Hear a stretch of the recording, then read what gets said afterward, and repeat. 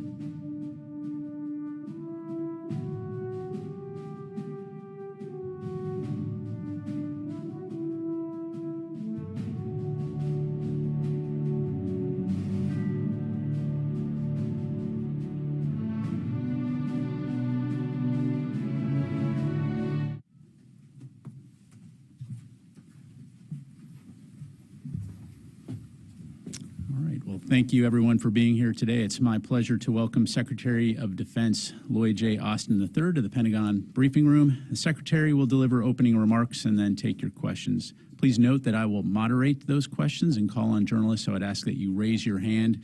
If you have a question, wait to be recognized, and I'll call upon you. With that, over to you, Mr. Secretary. Thanks, Pat. Good morning. It's been a difficult few days for the Department of Defense, and the entire department is united in our outrage and sorrow over the death of 3 U.S. service members on Sunday in Jordan. We all mourn the loss of 3 Army Reserve soldiers serving at Tower 22. Sergeant William J. Rivers, age 46, Sergeant Kennedy L. Sanders, age 24, and Sergeant Brianna A. Moffitt, age 23. Our thoughts and prayers are with their families and their loved ones, and we know that this grief will never leave them. And we hope that they know that the department's love and support will never leave them either. We're also praying for the other American troops who were wounded. Now, our teammates were killed when a one-way attack drone struck their living quarters, and we continue to gather the facts about this deadly attack. Our fallen soldiers had a vital mission to support Operation Inherent Resolve and to work with our partners to ensure the lasting defeat of ISIS.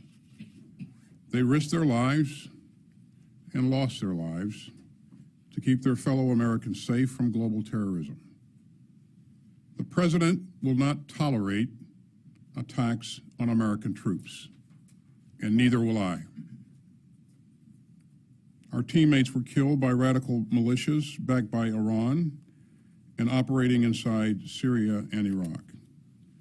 In the aftermath of the vile Hamas terrorist assault on Israel on October 7th, terrorist groups backed by Iran and funded by Iran have tried to create even more turmoil, including the Houthis, attacking commercial shipping in the Red Sea. So this is a dangerous moment in the Middle East. We will continue to work to avoid a wider conflict in the region, but we will take all necessary actions to defend the United States, our interests, and our people. And we will respond when we choose, where we choose, and how we choose. Now, that's what everyone here is focused on. But in my first week back in the Pentagon, I did want to address my recent hospital stay and some of the issues around it. I'm recovering well, but as you can see, I'm still recovering. I'm still having some leg pain and doing physical therapy to get past it. I'm deeply grateful to my doctors and the nursing staff at Walter Reed, and I very much appreciate all the good wishes. But I want to be crystal clear. We did not handle this right, and I did not handle this right. I should have told the President about my cancer diagnosis. I should have also told my team and the American public. And I take full responsibility. I apologize to my teammates and to the American people. Now, I want to make it very clear that there were no gaps in authorities and no risk to the department's command and control. At every moment, either I or the Deputy Secretary was in full charge. And we've already put in place some new procedures to make sure that any lapses in notification don't happen. In the future, if the Deputy Secretary needs to temporarily assume the duties of my office, she and several White House offices will be immediately notified, including the White House Situation Room. And so will key officials across the department. And the reason for that assumption of duties will be included in writing. Now, I want you all to know why this happened. I was being treated for prostate cancer. The news shook me, and I know that it shakes so many others, especially in the Black community. It was a gut punch. And frankly, my first instinct was to keep it private. I don't think it's news that I'm a pretty private guy. I never liked burdening others with my problems. It's just not my way. But I've learned from this experience So taking this kind of job means losing some of the privacy that most of us expect. The American people have a right to know if their leaders are facing health challenges that might affect their ability to perform their duties, even temporarily. So a wider circle should have been notified, especially the president. I'll take your questions today, but as you know, we've got an ongoing internal review, as well as a DoD Inspector General review that we fully support. So I may have to discuss some aspects later. Now, let me back up a bit. As you know, on 22nd December, I had a minimally invasive procedure to cure me of my recently diagnosed prostate cancer. And then I hit some bad luck during what is usually a pretty easy recovery. On January 1st, I felt severe leg pain and pain in the abdomen and hip. And that evening, an ambulance took me to Walter Reed. The doctors found that I had several issues that needed treatment, including a bladder infection and abdominal problems. On January 2nd, I was also experiencing fever and chills and shallow breathing. The medical staff decided to transfer me to the critical care unit for several days for closer monitoring and better team care by my doctors. And the deputy secretary assumed the functions and duties of my office, which happens when necessary. Her senior staff, my senior staff, and the joint staff were notified of this through our regular email notification procedures. And I never directed anyone to keep my January hospitalization from the White House. On January 5th, I resumed my functions and duties as secretary from the hospital. I was functioning well mentally, but not so well physically, and so I stayed at Walter Reed for additional time for additional treatment, including physical therapy for some lingering issues with my leg. Now, I'm offering all of this as an explanation and not an excuse. I am very proud of what we've achieved at the department over the past 3 years, but we fell short on this one. As a rule, I don't talk about conversations with my boss, but I can tell you I've apologized directly to President Biden.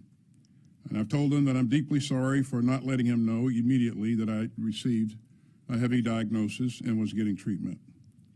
And he has responded with the grace and warm heart that anyone who knows President Biden would expect. And I'm grateful for his full confidence in me.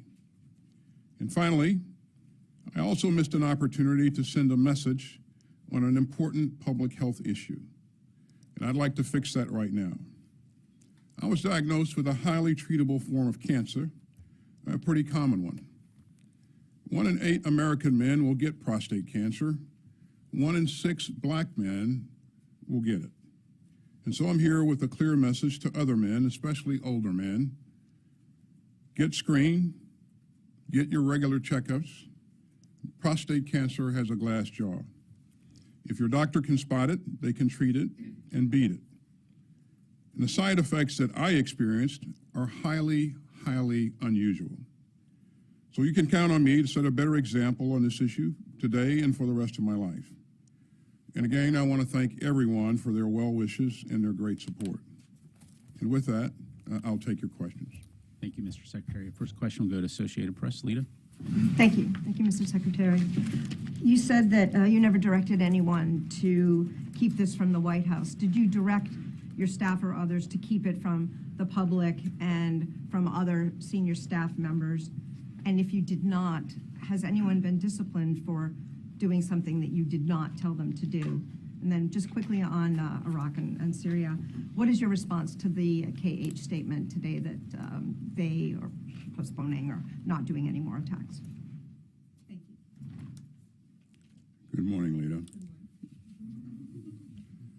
To answer your question on whether or not I directed my staff to conceal my hospitalization from anyone else, the answer is no. In terms of my response to KH's statement, we always listen to what people are saying, but we watch what they do. And again, actions are everything. So we'll see what happens in the future. Okay, next question. We'll go to Fox. Jennifer. Sir, during that time that you were in the intensive care unit, there was an airstrike carried out, a drone strike against an Iraqi leader of a militia. How is it that, do you regret that the authorities were not clear at that point? And what can you explain about what was going through your mind at that time? And then separately, there's been a lot of telegraphing about targeting and responding to the drone strike, so much so that the Iranian proxy leaders have left the country. Some are back in Tehran. Has there been too much telegraphing, or is the point not to kill any Iranian commanders?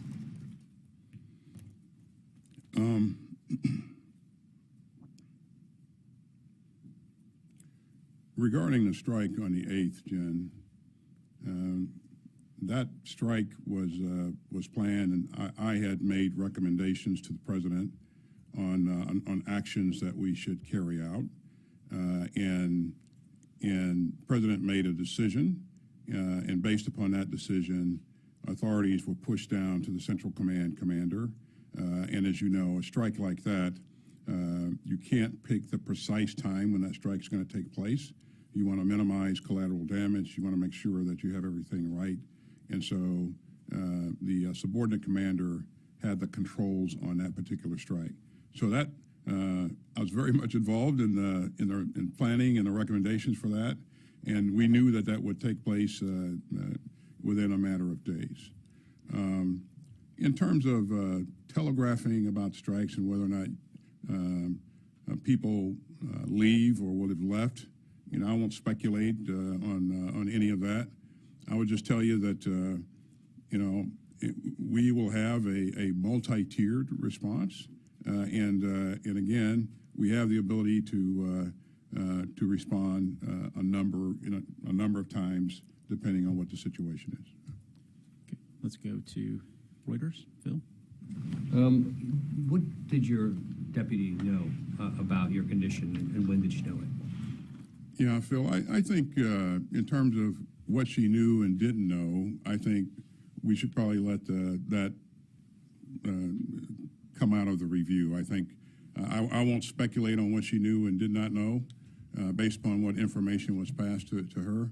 Again, I think the details of that will come out of one or both of those reviews. So. Okay. Gordon. Mr. Secretary, you say you didn't direct your staff to hide this truth or lie, but did you create a culture of secrecy that then the staff kind of interpreted your desires or your intentions when it came to you getting sick? Yeah, you know, I don't think I've created a culture of secrecy. I think there will be security officers, there will be other staff members who may perceive that they're doing things in my best interest, and you know, I can't predict or determine or ascertain what those things may be. I just know what I said and did not say, and of course, you know, I have a great staff, and they always want to intend to do the right things. But in terms of what one may or may not have perceived at any one point in time, I won't speculate on that. Okay. Let's go to ABC. Hi, sir. Thank you for doing this, and I think on behalf of all of us here, we wish you a speedy recovery. I'd like to ask you about the current situation in the Middle East. The message has been deterrence, deterring the attacks by the Houthis, deterring the attacks by the militias. Has deterrence failed? And if you are going to retaliate at the time and place of your choosing, is that not an escalation, particularly given all the rhetoric with Iran?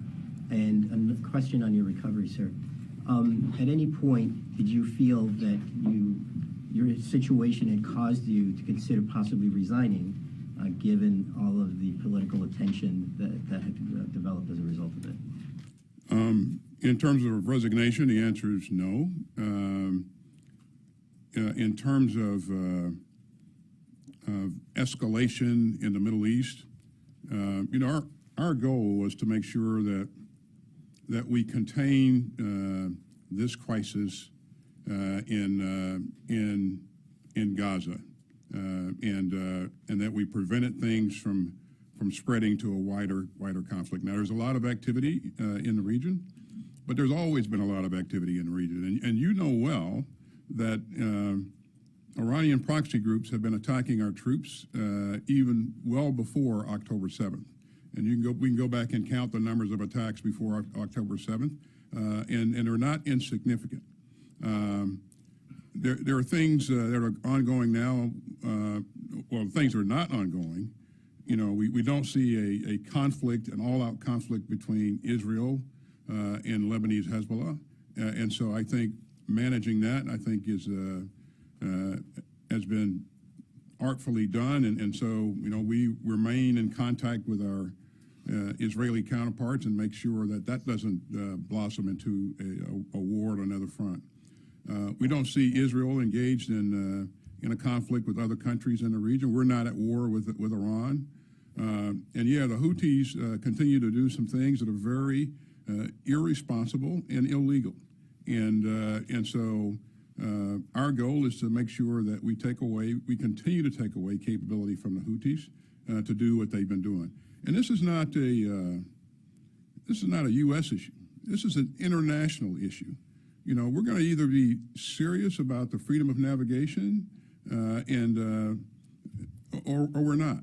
And so as we look at partners like the UK and so many others that have joined us in this effort, this is about freedom of navigation. There are others in the world that are watching this to see how serious we are about this, and we are serious. And again, our partners and allies are serious about it as well. This is costing countries and companies significant amounts of money as they've had to redirect commercial traffic around. But the Houthis, I mean, their activity needs to come to a halt, and we would call upon Iran to quit or to cease supplying the Houthis with these advanced conventional weapons that they've used to attack ships in the Red Sea and the Bab el-Mandeb. Okay, let's go to Lee. Sir, commiserations on your illness, and it's good to see you back on your feet. At least on one foot. On one foot. You said that you never directed your staff to keep the news of your hospitalization from anyone. Did any senior members of your family or your wife direct people to keep this a secret? To my knowledge, no members. Well, I don't know. I don't know what anyone on my staff may have said, but I think these things will come out in the review. And so, rather than speculate, I think we should let the facts come out as the review is done. So. Can I ask you one more Sure. question about you? You mentioned during your opening statement that this was an opportunity to talk about prostate cancer, especially in the Black community. I wonder, though, do you have any regret that your silence on this reinforced this culture of secrecy among Black men about prostate cancer?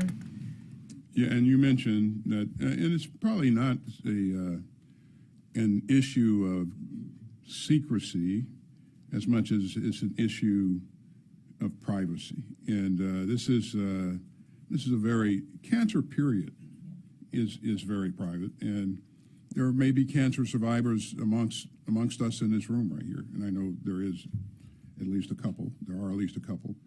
But you know how private that is, and you know what the initial diagnosis feels like, and so among the Black community, though, it's even more a thing that people want to keep private, and again, it's more about privacy than secrecy.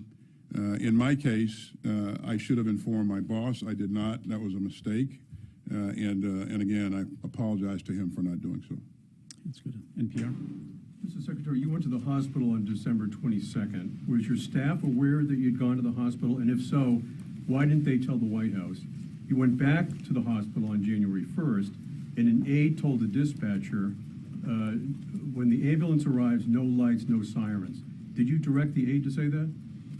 I asked my assistant to call the ambulance. I did not direct him to do anything further than just call the ambulance.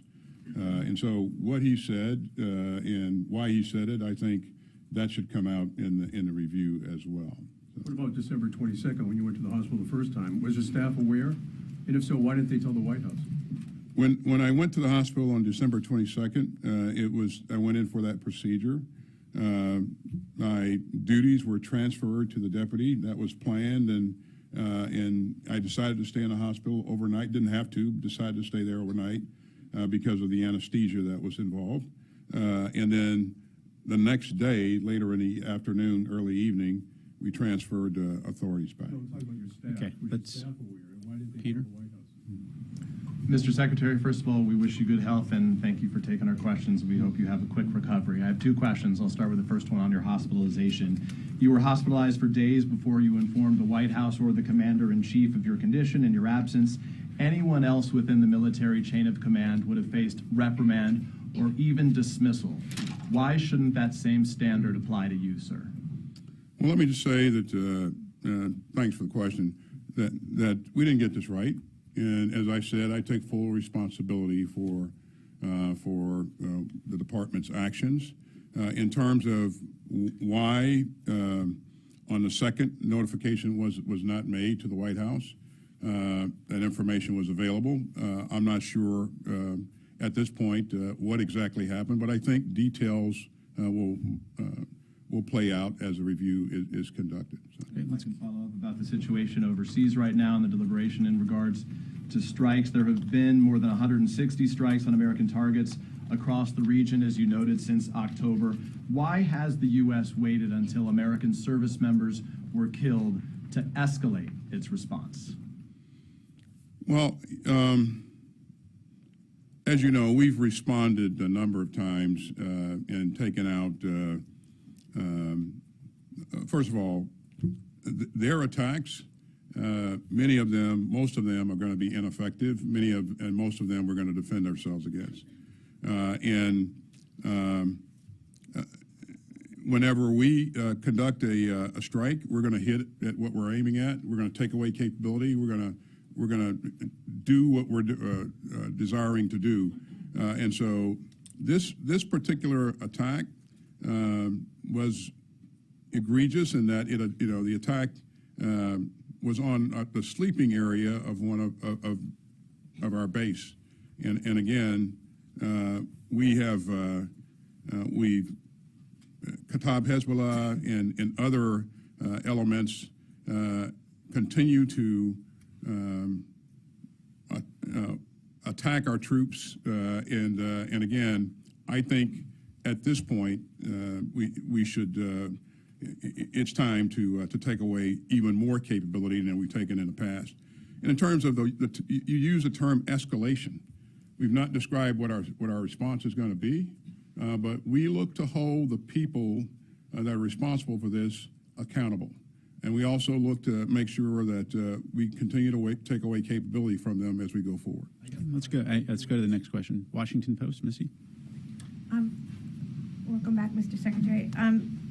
First of all, the chairman of the House Armed Services Committee, one of the main oversight committees for this building, has asked if you will come testify on a specific date. Will you do that?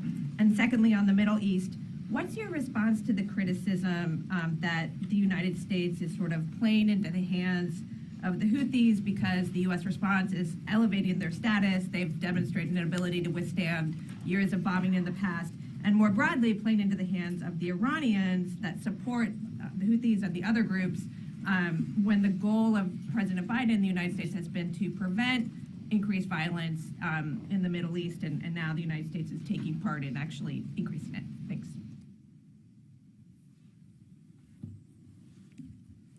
Missy, what was the first part of your question? What will you testify, as Chairman Rogers has asked? Yeah, so Congress had some very relevant questions that they've asked us, and we will continue to answer those questions. We'll continue to work with Chairman Rogers' office to address any additional questions or issues that he might have. And again, we'll stay in touch with Chairman Rogers' office as things play out. So. I'm sorry, on the Middle East? Yeah. Are you playing into the hands of the Houthis in Iran more generally? Well, Missy, you know, if you take a look at what the Houthis are doing, I mean, they're attacking commercial shipping. You know, initially they said that they're attacking commercial shipping because these ships were supporting Israel.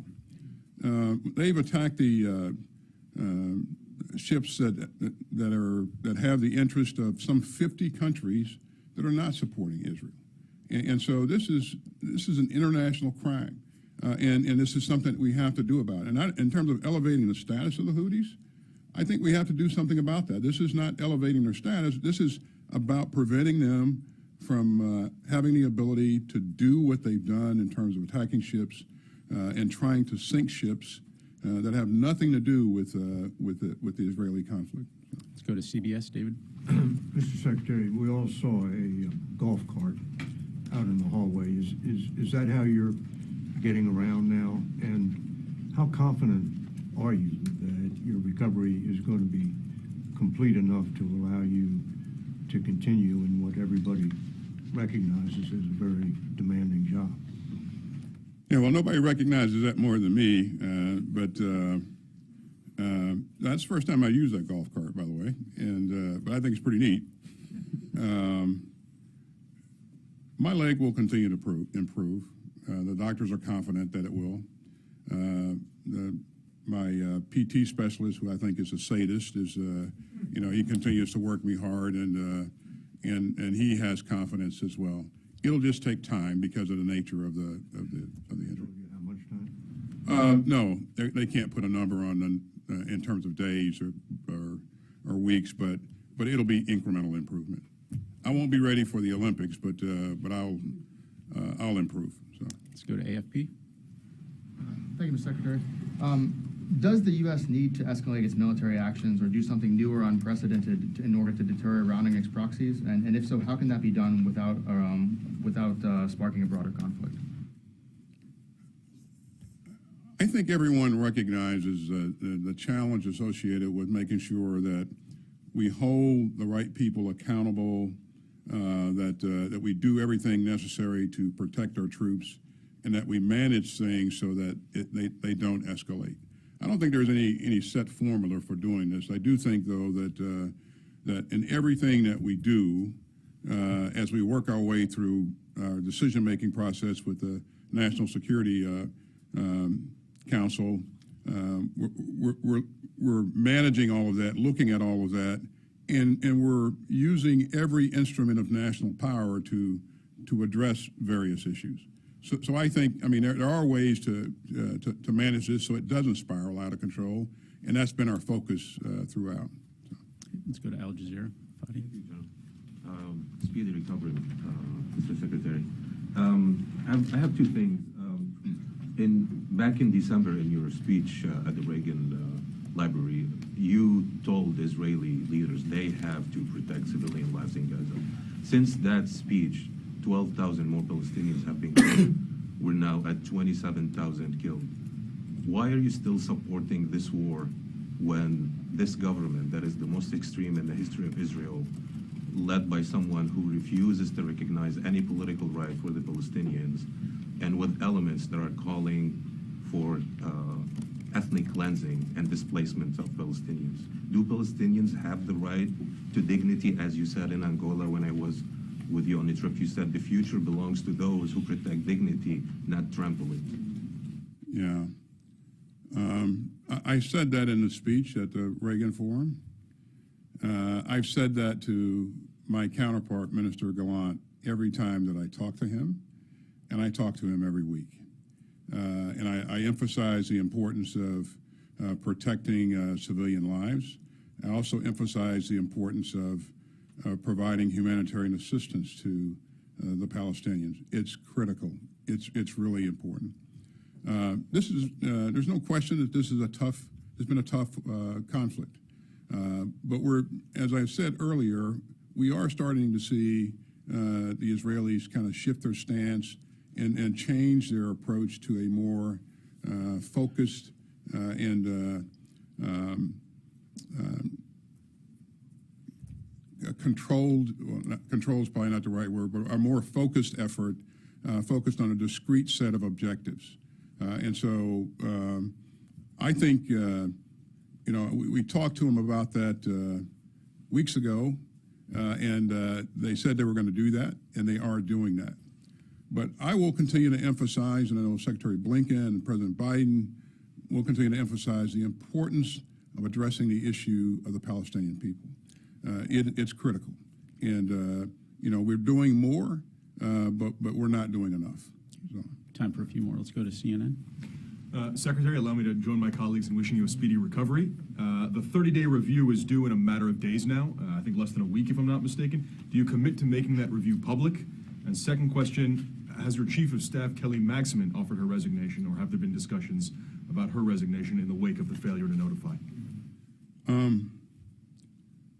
I commit to being as transparent as possible and sharing as much as possible. Oren, you'll understand that because this is the command and control of policies of our government here, there'll be elements of this that are classified. But we're committed to sharing as much as possible, as soon as possible. And your Chief of Staff, has she offered her resignation? She has not. So. Okay, let's go to PBS. Nick. Mr. Secretary, I've seen what you're going through up close among loved ones. So again, we wish you a full recovery, and I know it's possible. So thank you. You described this as a gut punch, your instinct to privacy. But if I could just ask you bluntly, you had nearly a month between the time you learned of your cancer and the time that this came out to inform the president. How could you possibly think that it was okay not to tell him? If I could be blunt, and just a small question on Iran and the Middle East, what do you believe Iran knew operationally about the attack in Jordan, and how important is that when it comes to the U.S. response? So when the diagnosis was made, doctor highlighted that you have a finite window of time to actually get this done. If you go beyond that window, then you will have a problem.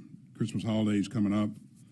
For me, to have as little impact on what we're doing in a department, Christmas was a time for me to take a look at getting that done.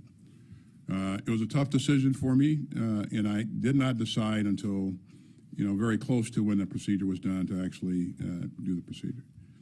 In terms of informing the president, again, I admit that was a mistake to not talk to him about that early on. When you're the president of the United States, you got a lot of things on your plate. And so putting my personal issue on adding to his all the things that he's got on his plate, I just didn't feel that was a thing that I should do at the time. But again, I recognize that was a mistake, and I should have done that differently. So. What Iran knew about the attack in Jordan, or how operationally it was involved? We believe that this was done by an element of what is known as the axis of resistance, and these are Iranian proxy groups. And how much Iran knew or didn't know, we don't know. But it really doesn't matter, because Iran sponsors these groups, it funds these groups, and in some cases, it trains these groups on advanced conventional weapons. And so, I think without that facilitation, these kinds of things don't happen. Okay, let's go to FT and then Politico to close it out. Thanks, Mr. Secretary. Have you seen any signs that China has been successful in pressuring Iran to rein in the Houthis in the Red Sea? We have not. Again, what's happening in terms of close communications between leaders, we don't know, but we've not seen any visible evidence that they are encouraging or pressuring Iran to cause the Houthis to back off of what they've been doing. Okay, final question. Thank you. Good to see you, Mr. Secretary. I also hope that you make a speedy recovery. I have two questions. First of all, do you regret not personally telling the deputy the details the two times that you were in the hospital and the authorities were transferred to her? Do you think that she had a right to know? And then I have a question on the Middle East as well. As you heard me say in my opening statement, I apologize to all my colleagues and also the American people that I wasn't as transparent as I probably should have been up front. So. And then my second question, is there any discussion right now of withdrawing troops from either Syria or Iraq, especially given what has happened in the last couple of weeks? What's happened in the last couple of weeks is not driving us to consider withdrawing troops from Syria. There are ongoing discussions with the Iraqi leadership about our future footprint in Iraq, and I think that's been fairly well publicized. The High Military Commission, we've taken the first steps in conducting those meetings, and so that will play out over time. Does that include discussions about withdrawing troops from Iraq? It'll include discussions about our footprint going forward, for sure. Thank you very much, Mr. Secretary. Ladies and gentlemen, that's all the time we have for today. Thank you very much. We're still doing the forensics, Jan, but most of the drones in the region have a connection with Iran. So. Mr. Secretary, why a multi-tiered response? Why not one and done, get it over with, You know, I don't think the adversaries are of a one and done mindset, and so they have a lot of capability. I have a lot more, and so you know we, as I said earlier, we're going to do what's necessary to protect our troops and our interests. So. Also, thank you very much. It's multi-tiered. Thank you. Multi-tiered. How can you say it's not an escalation?